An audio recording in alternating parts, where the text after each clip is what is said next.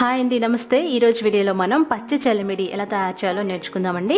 ఇది గణేశునికి చాలా చాలా ఇష్టమైన నైవేద్యం అనమాట. సో మీరు తప్పకుండా వినాయక చవితి రోజు ఏ ప్రసాదం చేసినా చేయకపోయినా ఈ పచ్చి చలిమిడి తయారు చేసి వినాయకుడికి నైవేద్యంగా పెట్టండి. మరి రెసిపీలోకి వెళ్ళిపోదామా? దీనికోసం మనం ఏవైనా పచ్చి బియ్యం, సోనా మసూరి కానీ, కంట్రోల్ బియ్యం కానీ, అలాగే రేషన్ బియ్యం కానీ 5 నుండి 8 గంటల వరకు నానబెట్టుకోవాలి.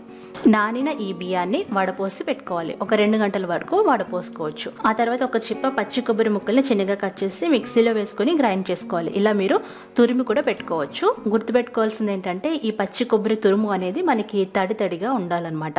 2 గంటల తర్వాత ఆరిన ఈ బియ్యాన్ని కొంచెం తడిగా ఉంటాయండి, అప్పుడు మనం చక్కగా గ్రైండ్ చేసుకోవాలి. కొంచెం ఎక్కువసేపు గ్రైండ్ చేయాలి, అప్పుడే మనకి మెత్తటి బియ్యం పిండి రెడీ అవుతుంది. ఇలా గ్రైండ్ చేసుకున్న బియ్యం పిండిని, తడి బియ్యం పిండిని మనం జల్లెడ పట్టుకోవాలి. జల్లెడ పట్టేటప్పుడు స్పూన్ సహాయంతో ఈ విధంగా కలుపుతూ జల్లెడ పెట్టుకోవాలి. ఎందుకంటే ఇది తొందరగా దిగుదనమాట, పచ్చి బియ్యంతో చేసాం కాబట్టి. సో పైన మిగిలిన రవ్వని మీరు దోశల్లోకి యూజ్ చేసుకోవచ్చు. ఇప్పుడు ఈ మిశ్రమంలో 1/2 కప్పు బెల్లాన్ని తురుముకోవాలి. బెల్లం తురిమిన తర్వాత ఈ విధంగా ఈ 3 మిశ్రమాలు బాగా కలుపుకోవాలి.